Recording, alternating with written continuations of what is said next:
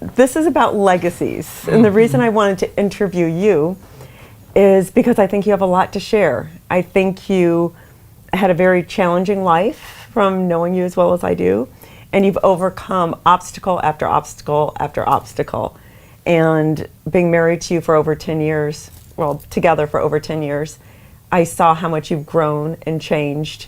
And I'd like to share that with our audience. Tell me a little bit about your childhood and some of the struggles you had in school and behaving and how, about being a rebel. And I don't know, I'm one of those people, I guess I always felt there was something wrong with me.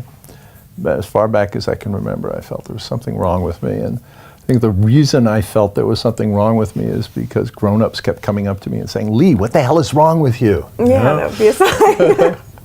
I was probably ADD before they had coined the term. I was the kind of kid, in kindergarten, all the other kids are, at their desks coloring inside the lines, and I'm up in front of the class going, "Hello, my honey, hello, my baby, pay attention to me." And so I'd end up sitting in the corner, and I'd end up going to the principal's office, and I go staying home, staying after school, and parent-teacher conferences, and child psychologists. But there's something to that, because I have a niece, Daniela, who is very similar to that. She was always in the principal's office, always at the chalkboard, writing things, always getting in trouble. I think she got kicked out of a couple of schools, and she really excelled also. So do you think there's something about having a high IQ, or I know ADD was in there because I know you're very ADD, but do you think it's also a level of boredom? Well, Daniela excelled academically. I never excelled academically. I graduated high school with a 1.8 average. The only reason I graduated because I'd flunked gym my senior year, and the only reason they let me graduate is because they didn't want me around another year, So you were basically, get him out of here. Goodbye. Bye. And I didn't get into college right away. What does right away mean? I didn't get into college right out of high school. I applied to a bunch of schools, and they all said no, because I had very high test scores.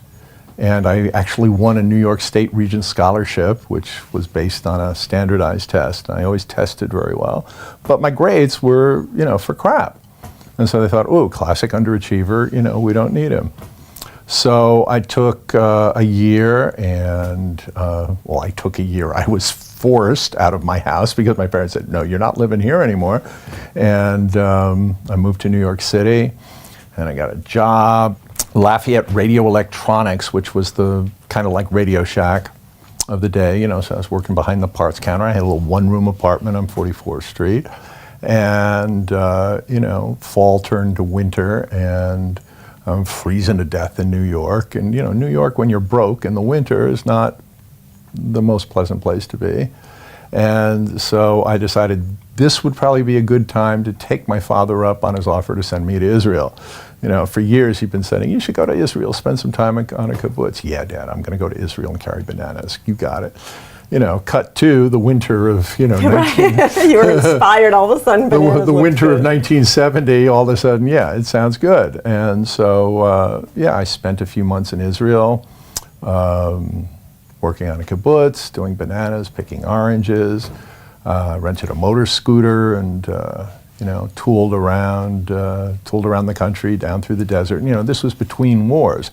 We had no idea there was going to be a whole bunch of other wars. There'd just been the '67 war, and that was over. And everything seemed to be relatively cool at the time. So